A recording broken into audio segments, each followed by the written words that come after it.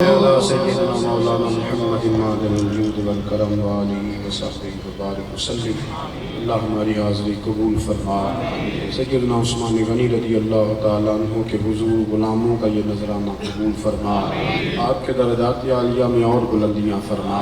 آپ کے تصدق سے ہمارے گناہ معاف فرما، ہماری غلطیوں سے درگزر فرما، شرم و حیا کی دولت اس امت میں عام فرما۔ اے اللہ سخاوت کا ذوق عطا فرما، وسعت رزق عطا فرما، بیماروں کو شفا دے دے، مقروضوں کو قرضوں سے رہا کر دے، دکھیوں کے دکھ دور فرما دے، بے چینوں کو چین دے دے، بے قراروں کو قرار دے دے۔